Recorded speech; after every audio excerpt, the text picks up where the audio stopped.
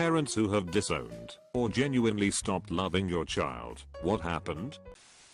My biological father divorced my mom and also his 3 kids, basically bouncing out of our lives and making it clear he wanted next to nothing to do with any of us when he left. Man, years later, at my older sister's funeral that he had the fucking gall to attend, I asked him why he did that. He said, "I thought it would be easier for everyone." He actually meant it was easier for him to run home to his wealthy family and enjoy a second adolescence, while my single mother worked 2 jobs to feed 3 kids under 10 with 0 child support from him. I wouldn't say I've disowned or stopped loving my son, but it's real tough to find love for him. He's almost 14 next month, and he's currently out of our home at a treatment facility. He's averaged 2 arrests a year for the last 2 years, and he's attacked my wife several times, our daughter several times, and the neighborhood kids several times. He's run away from school, run away from home, and tried to push me off the roof of our house after threatening to jump off and hurt himself. We have become that family in our town where the police are called to our home on a semi-regular basis. He's been getting more violent as he gets older, not to mention bigger and stronger, and I honestly don't see an end in sight.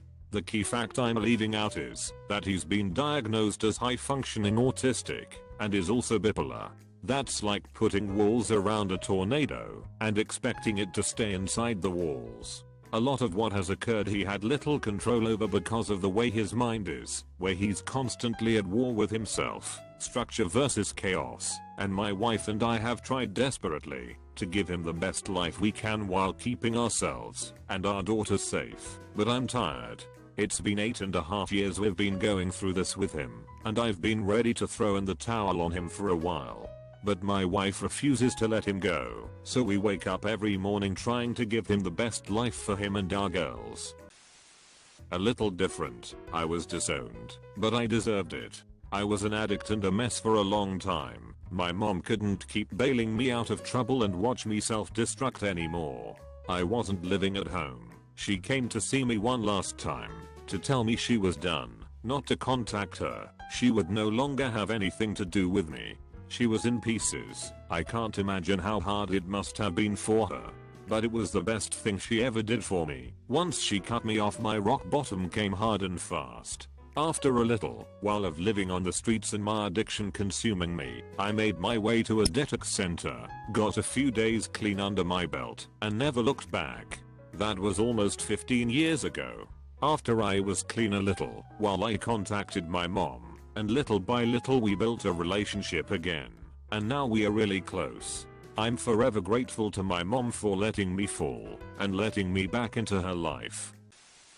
As Jehovah's Witnesses, my parents disowned my siblings and I several times since I was in my late teens. One of the JW rules is that you do not associate with others who know the truth, but refuse to follow it. Including family and parents are encouraged to disown any children who have left the religion. The first time was when I was 19. It upset me. I was heartbroken and eventually they changed their minds, only to do it again a couple years later and so on until I stopped caring and no longer attempt to be a part of their lives at all. My parents disowned my oldest sister. She always struggled growing up more than us. She became a teen mom with a bad older dude, partied a lot, etc. But my parents helped her a lot. They do okay for themselves, but had a no co-signing rule for all 6 of my siblings and I. Still, they co-signed for her house, so she could get a head start. She didn't pay the mortgage for almost 3 years before my mom got served in front of all the other nurses at her work. My parents worked tirelessly to try to work out deals where my sister and her family kept the house and got some leniency, but to no avail because my sister never showed up for court dates. During this time, she paid $12K for IVF and got pregnant with her 5th kid. When my mom demanded some of the money back, she accused my dad and my brother of beating her sons. When my parents took them to Disney World, he didn't, and said she'd file a police report if he asked for money again. They kept asking, cause it wasn't true.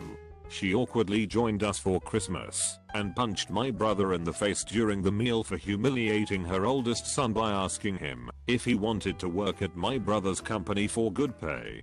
Her oldest son is in and out of jail, and my brother was trying to help him after his release, but her son said he didn't want a job and got mad.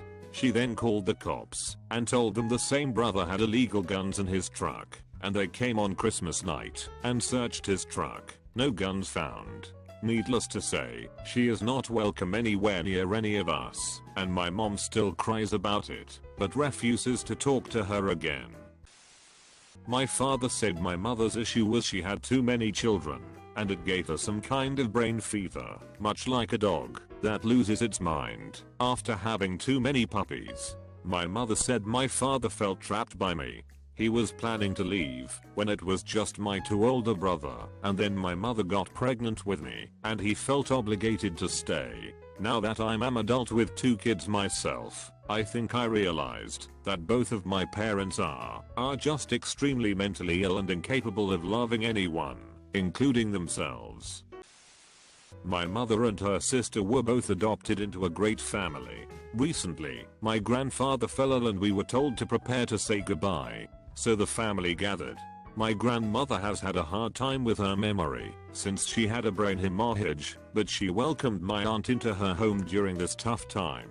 Whilst my grandfather was in his final week, Wendy, aunt, took my grandmother's ATM card and proceeded to spend well over $1,000 on herself and get herself a motel room. She also attempted to steal their car. When my uncles found out, she basically disappeared into the wind. After my grandfather passed and his funeral was all sorted, my grandmother went to an attorney to write Wendy out of any inheritance she would get from their estate when she passes. She didn't press any formal charges because the whole process would have been lengthy and more painful for her. She didn't need the extra stress. I'm pretty sure one of my uncles also threatened Wendy to make sure she stayed away from my grandmother from now on too. My ex-wife disowned my son.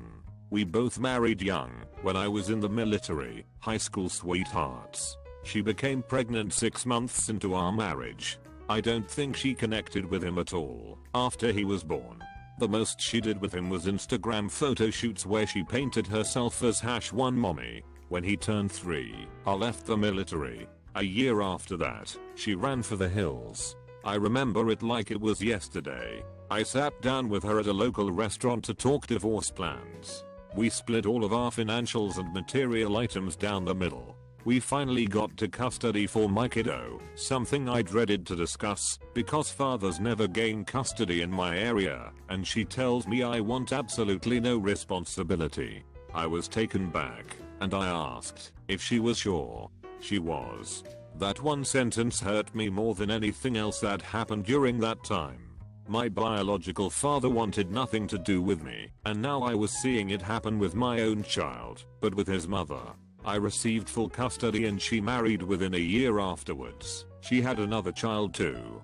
Her parents try their best to be a part of his life, but she still does her best to avoid him. He's 7 now, and used to it, but I know it weighs heavily on him. Shit sucks ass, but it's life I guess. Not a parent, but my parents stopped loving me the moment I was disfellowshipped as a Jehovah's Witness, and I was promptly kicked out. I knew nothing of how to live on my own at the time, but I had a decent job and survived. My brother stopped associating with them 2 years later, and lives with me, and they since moved away, 1,500 miles away to be exact. It's easier to tell people I'm orphan, or that I do not have parents, cause it's hard to explain how they would stop loving or want to associate with their own son over some stupid cult rules. I was a kid and my sister was much older when my parents were finally done with her. From my recollection, she went through the cycle of making one stupid decision after another, even when they would tell her and show her why she shouldn't make that decision. Dropped out of college, they were paying for, and used the tuition money she was refunded to buy a Firebird, then quit her job. Let car run out of oil, kept driving it until the engine seized up. Parents bailed her out again, buying her what they could afford on one salary, a decent, used station wagon. Only catch, she take the job my dad called in favors for. Parents come home one day to find strange car in driveway, a Sunbird. It was old and shitty, but it was the one trade my sister managed to swing on the station wagon. Lo and behold, old and shitty car breaks down almost immediately, and she simply stops showing up to work, gets fired, moves out with no car and no job, accusing parents of controlling her life. Moves back in 3 months later. Upset that I have moved into her old bedroom, which is bigger, demands to be moved back into the bigger bedroom. Parents say no, she threatens to move out. She goes on a semi-hunger strike about the bedroom. Turns out she was shoplifting and stockpiling candy to eat, so she wouldn't have to eat with the rest of the family. During this time, dates a number of less than stellar boyfriends, including a guy who is 30 years older, but drives a Porsche, a guy who had been convicted of sexual abuse, and another guy who generally creeps everyone out by jumping the fence and just standing in the backyard at all hours of the night. Eventually, she is told to pay rent, go to college, or move out. She chooses to move out, and is gone by the end of the week. I clearly remember her threatening to burn the house down as she left. 2 months later, she asks to move back in, because her roommate and best friend kicked her out. Parents say no, she's on her own, unless she wants to go to college, or get a job and keep it.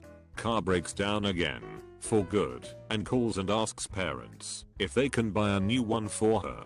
Not new as in new to her, new as in brand new model year. My parents' newest car was 15 years old at the time. They say no, and not to call again.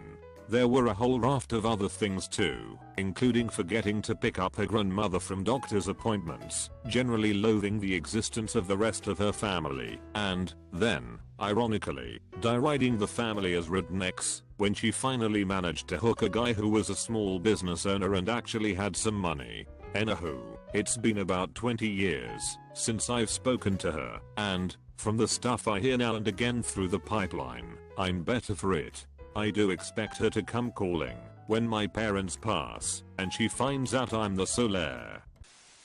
Since it seems to have widened a bit, a family torn apart, based on an aunt and her niece. Aunt starts signs of dementia at a relatively young age, is moved into an assisted living home. Niece, who bounces around jobs, gets hire ex to go visit her about once a week, take her out to the mall or a walk in the park, whatever. Paid handsomely. We get an alert that aunt has a check bounce from her account that should have $5K in it. Niece has drained the account.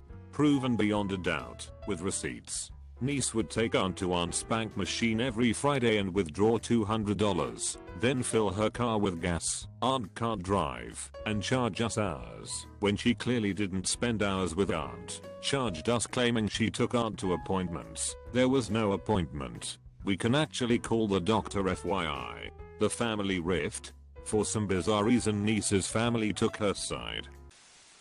I have been legally disowned by my father. When I was 11, my mum was diagnosed with terminal cancer. This was her second diagnosis in around 4 years. Obviously she recovered the first time after intense surgery and a lot of chemo, and he did not want to look after her like he did before. He also had a new GF and her family to look after apparently, and he had no issues leaving us. When my mum passed away, when I was 14, my brother, grandmother, him and I met up to discuss who I was going to live with. The plan was my brother and his family. Father was never considered, and he showed up and declared that he was in the process of going to court to legally emancipate himself from me.